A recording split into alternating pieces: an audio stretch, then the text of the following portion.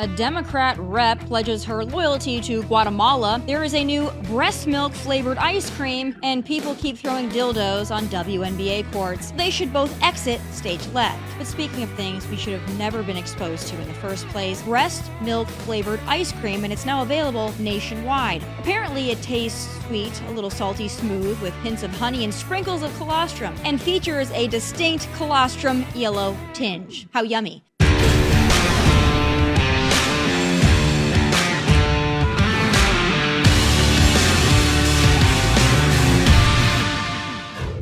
So we all know the top prize for losers of the week goes to Texas Democrats as they hide out in Illinois. I'll give them this, though. If you're going to pick someone to hide behind, Governor Pritzker is a solid choice. But I'm bored with these losers and their games, and since attention is what they've been after all week, I'm not going to waste any more of my breath talking about them. Rather, I want to shine a loser light on this Democrat representative, Ramirez from Shocker, Illinois.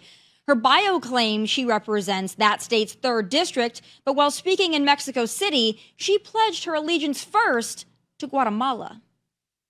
I want to finish by saying a few words in Spanish because I am a Guatemalan with much pride before I am an American. Oh, isn't that cute? Obvious question is, if she's loyal to and considers herself to be first and foremost Guatemalan, why is she here taking up space?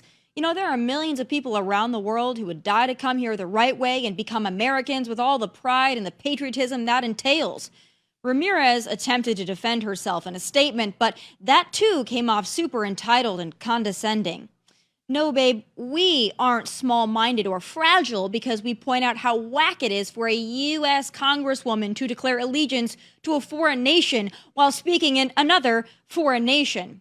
But when you dig in more to Rep. Ramirez, her statements are even more troubling. She sits on the House Committee on Homeland Security and pledges allegiance to a foreign nation. That doesn't really fit the whole Homeland Security mission. She has also, in the past, accused the USA of prioritizing imperialism, militarization, conquest, control, competition in its attempt at domination.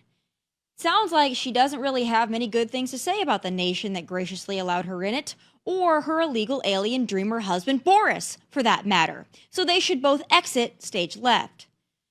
But speaking of things we should have never been exposed to in the first place, my next pick for this week is this titillating new flavor from Frida and Oddfellows. Yes, it's breast milk flavored ice cream, and it's now available nationwide. Who asked for this? Apparently it tastes sweet, a little salty smooth, with hints of honey and sprinkles of colostrum, and features a distinct colostrum yellow tinge. How yummy. But no, this ice cream doesn't actually contain any human breast milk, thank goodness. It just mimics it. Which leads me to question how the adult makers of this flavor know what breast milk tastes like. It may be natural, but it's gross, and it's wrong. Speaking of things that are gross and wrong, but also hilarious, my last pick this week is a follow-up to an earlier segment wherein we reported a neon green adult novelty item was thrown on the court during a WNBA game. It was, objectively speaking, the most entertaining and athletic part of the game. And it continues. It's a thing now. Our Outkick founder, Clay Travis, is tracking WNBA Dildo Gate, and apparently it's happened at least 3 times. For their part, the players are asking for it to stop. And I get it. But also, have you seen the fingernails on some of these chicks?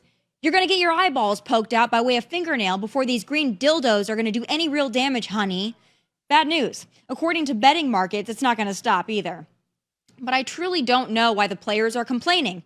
People only watch your games for 3 reasons. 1, to watch Caitlin Clark. 2, to watch Caitlin Clark get bullied. And 3, the green dildos. So as long as people are watching, I just take one for the league. You're welcome for the advice. And I have more advice for the ladies of basketball. Quit talking. We weren't making that much money, so generational wealth was coming from going to Russia every year. Now we have to come back home and get paid nothing to play in a harder league in worse conditions against the best competition in the world. The janitor at the arena made more than me. Insufferable. Crapping on the wages of hardworking people while complaining you don't get paid enough to dribble a basketball while no one watches. Spare me. Joining me now to talk about something other than the WNBA and green dildos is Turning Point reporter and political commentator. She does the best man on the street interviews, Savannah Hernandez. All right, Savannah, I've got a lot to talk to you about, but I just got to get your take as a fellow woman on the WNBA. I personally, with every time I see them in the media, in the press, they're talking, they're doing interviews, they're lashing out at one another, they're lashing out at their pay. I just find the league more and more insufferable, and I quite frankly hope they cancel it.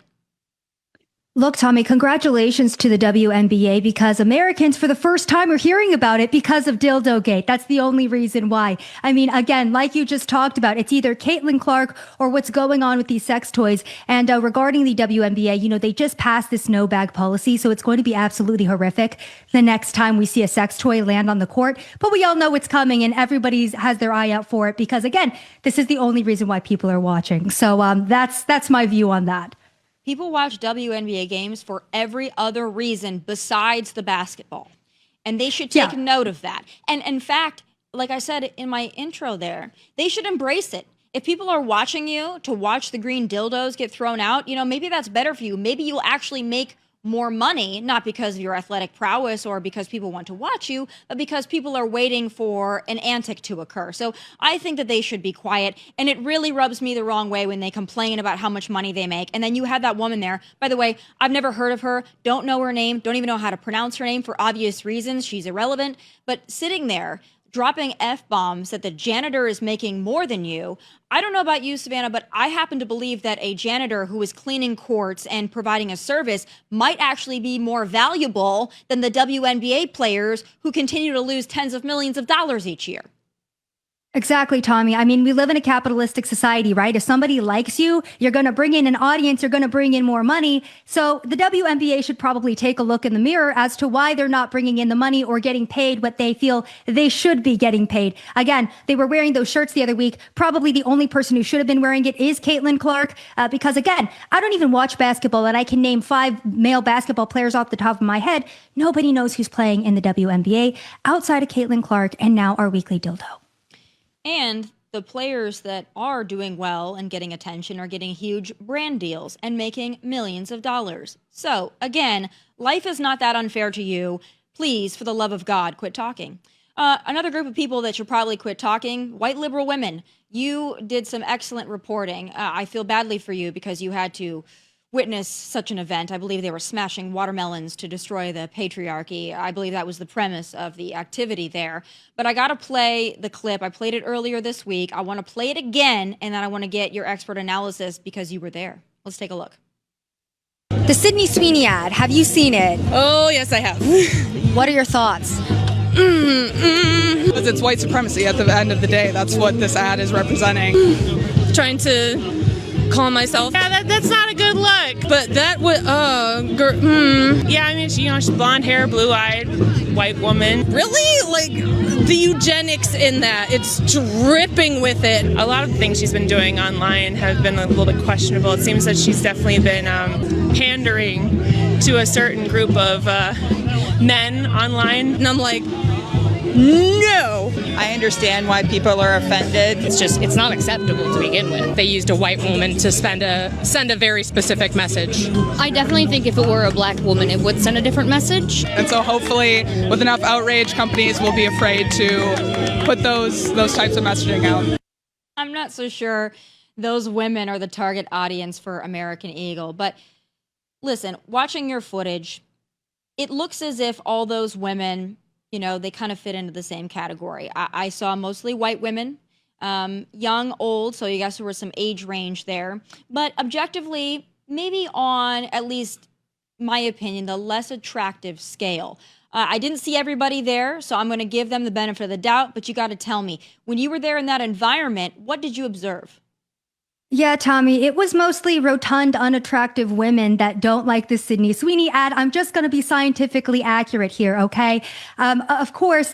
Now, first off, I was at a Rage Against the Regime event, so if you've ever watched a liberal smash a watermelon with a sledgehammer, that in itself was kind of the funniest thing I've ever seen. So to keep a straight face as these women were discussing Sydney Sweeney and how horrific her ad was absolutely hilarious. You had the one woman state that if a black woman had done this ad, the connotation would be different, right? The vibe would be different because it was a black woman. And it's hilarious because you do have Beyonce who did do a jeans ad. And quite frankly, Tomi, I am just happy for one that hot women are back in ads again. Thank goodness that we are no longer being accosted by fat women and transsexuals in our advertisements. I'm just going to be so honest and speak for America here.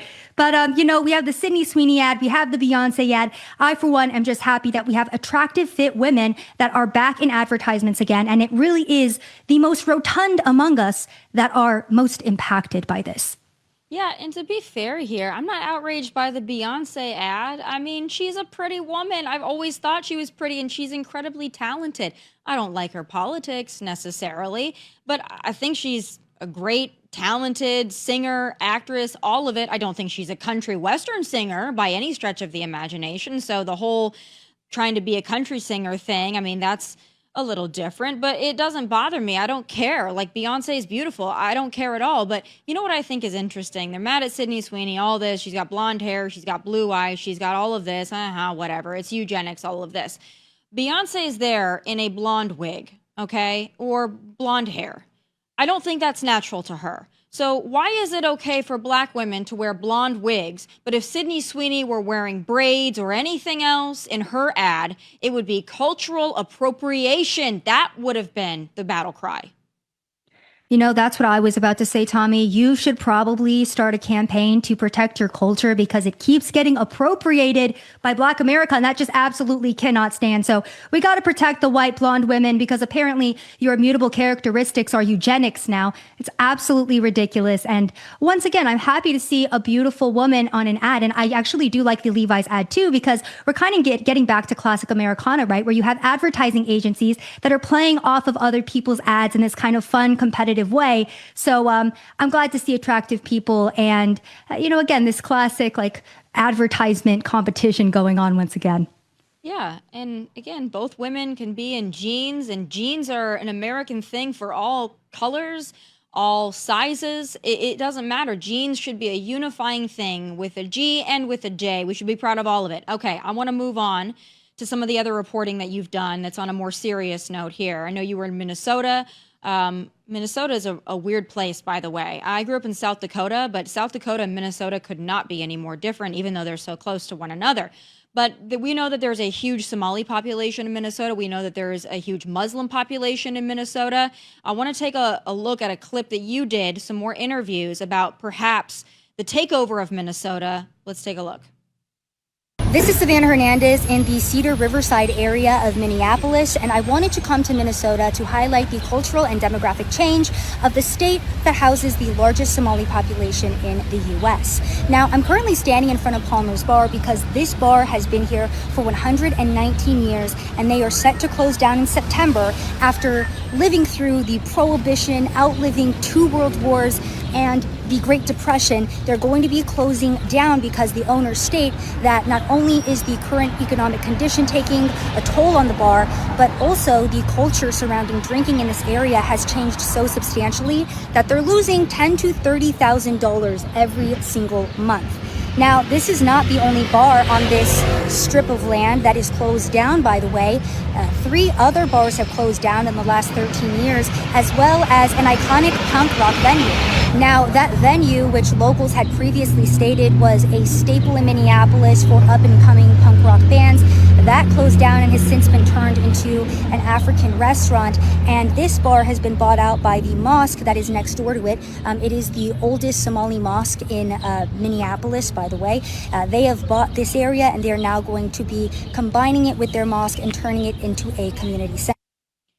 So basically, Minnesota is being completely hijacked. And maybe that's not politically correct to say, but it's quite obvious there that those areas that were once, American cities, they are no more. I mean, they have been completely overtaken. And listen, America's a diverse place. We've got areas, we've got, Little Italy, we've got little Chinatown. We've got all of this around the country, and people enjoy it. People go there. People appreciate it. But I think there is very much a difference between that and what feels like a takeover in Minnesota specifically. What else did you encounter when you were there?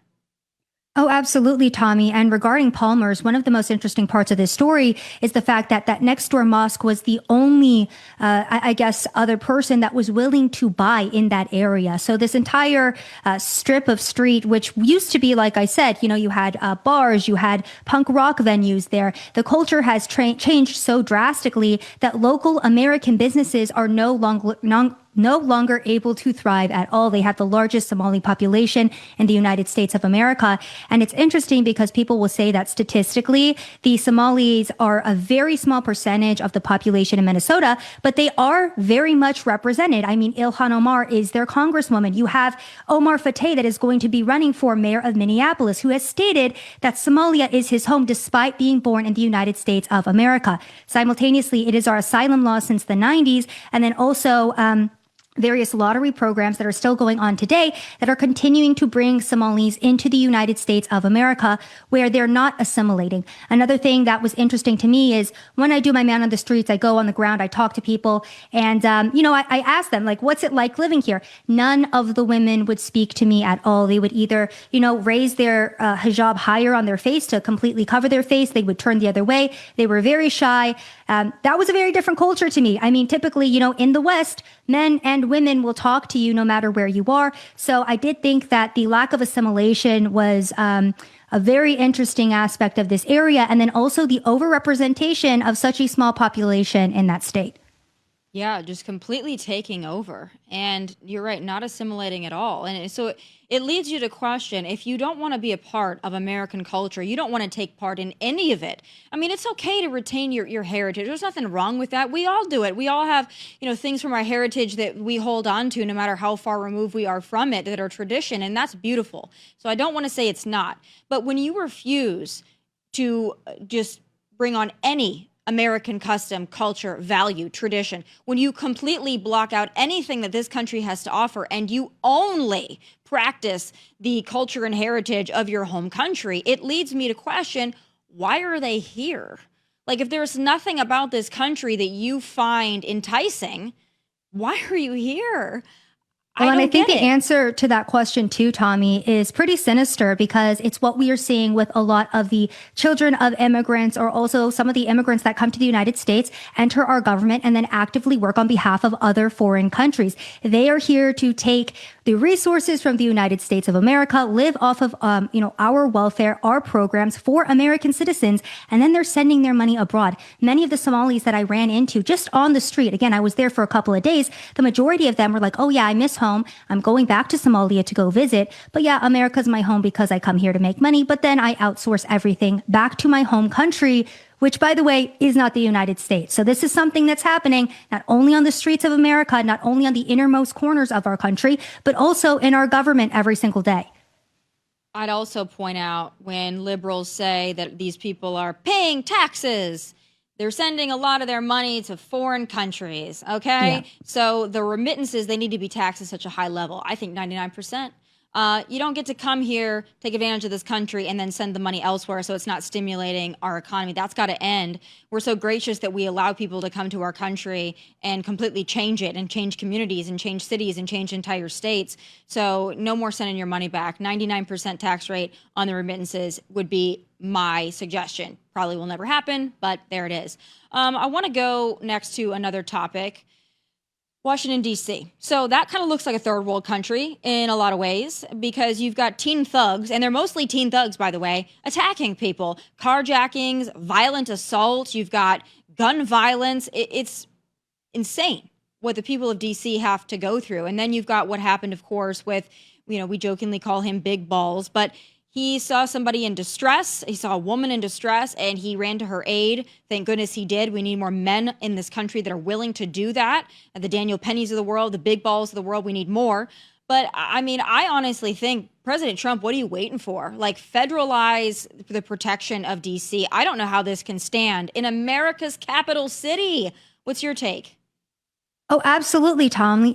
The homeless issue in Washington, D.C. has been a huge issue for a long time. And this is supposed to be, like you said, the capital of the United States of America, representation of our country. And if you go look at our major cities throughout the U.S., they look just like Washington, D.C. So I am happy as well that Donald Trump just signed that executive order that is going to be allowing mentally ill people to be institutionalized once again. That's going to be huge because for so long we have allowed drug addicts and people with real mental problems to essentially live on the street. And then you also have taxpayer funding no longer going toward those programs that are handing out free pipes, free needles, free drug use paraphernalia to drug addicts on the street anymore. So I'm happy that, the administration is really calling this out and working to clean up the country because we really do need it. Things have gotten out of control for far too long. And we need to, at a base level, make sure that our city streets are safe for our children.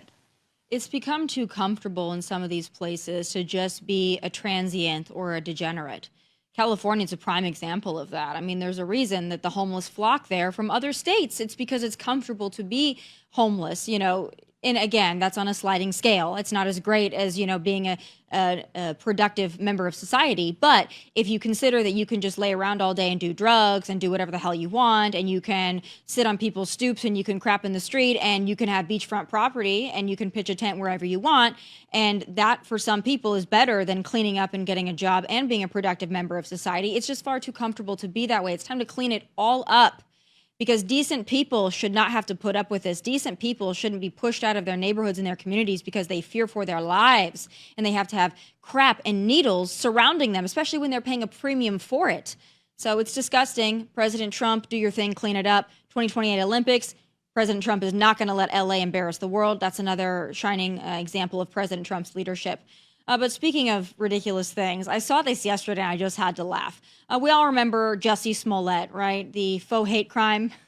Unfortunately. Faux hate crime Jussie Smollett, right? MAGA country. Well, he's trying to make a comeback. He's going to be on the show Special Forces.